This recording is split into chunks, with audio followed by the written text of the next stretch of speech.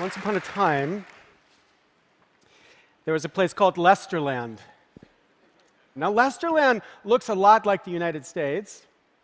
Like the United States, it has about 311 million people, and of that 311 million people, it turns out 144,000 are called Lester.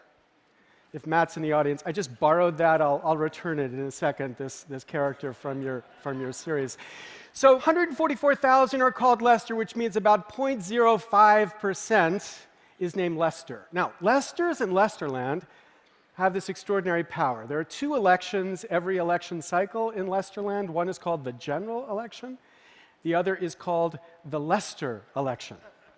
And in the general election, it's the citizens who get to vote, but in the Lester election, it's the Lesters who get to vote. And here's the trick. In order to run in the general election, you must do extremely well in the Lester election. You don't necessarily have to win, but you must do extremely well. Now, what can we say about democracy in Lesterland?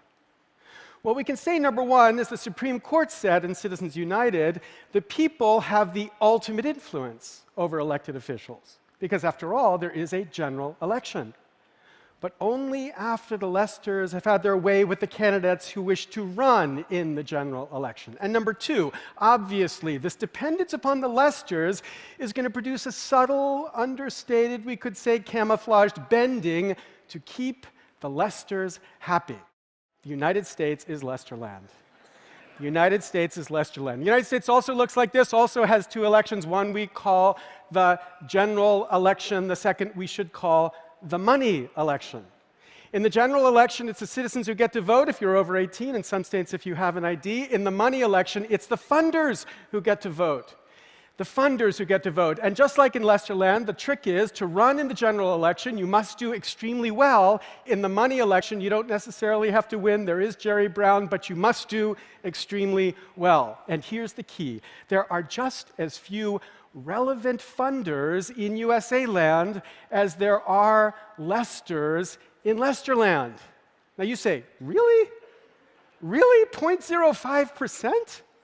Well, here are the numbers from 2010. 0.26% of America gave $200 or more to any federal candidate. 0.05% gave the maximum amount to any federal candidate. 0.01%, the 1% of the 1%, gave $10,000 or more to federal candidates. And in this election cycle, my favorite statistic is 0.000042%.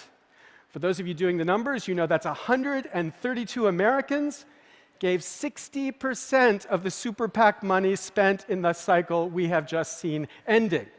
So I'm just a lawyer. I look at this range of numbers, and I say it's fair for me to say it's 0.05% who are irrelevant funders in America. In this sense, the funders are our Lesters. We could say, of course, the people have the ultimate influence over the elected officials. We have a general election, but only after the funders have had their way with the candidates who wish to run in that general election. And number two, obviously, this dependence upon the funders produces a subtle, understated, camouflaged bending to keep the funders happy. Candidates for Congress and members of Congress spend between 30 and 70% of their time raising money to get back to Congress or to get their party back into power.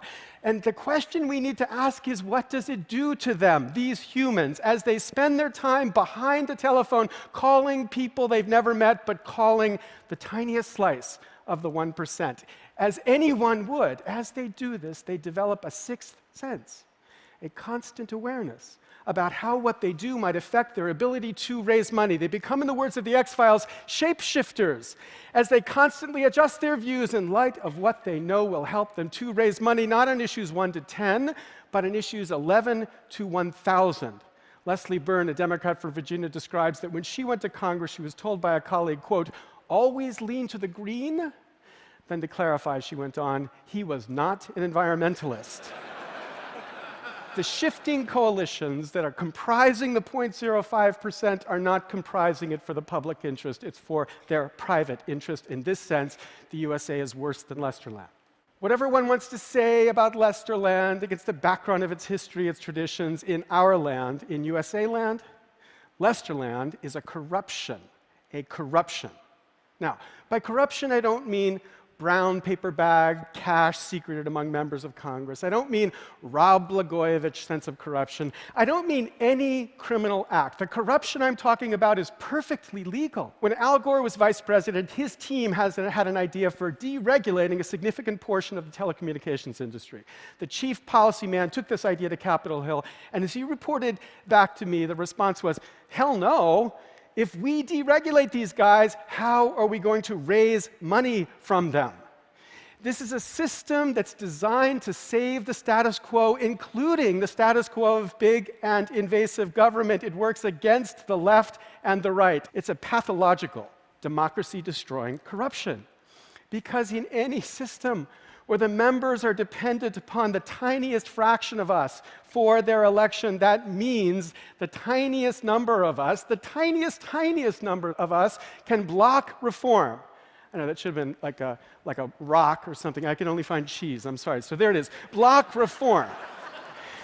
Because there is an economy here, an economy of influence, an economy with lobbyists at the center, which feeds on polarization.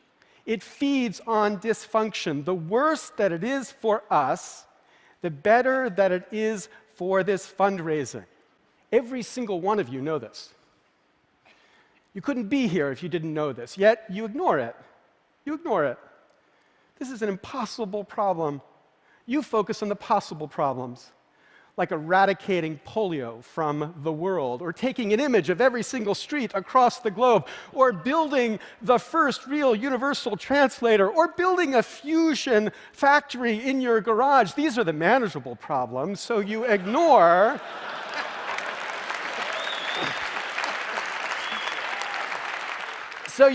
this corruption. But we cannot ignore this corruption anymore.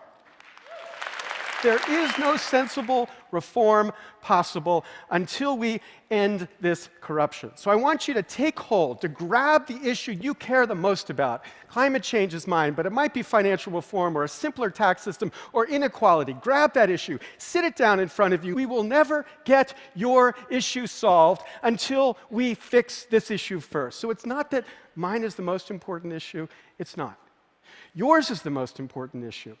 But mine is the first issue, the issue we have to solve before we get to fix the issues you care about. No sensible reform, and we cannot afford a world, a future, with no sensible reform.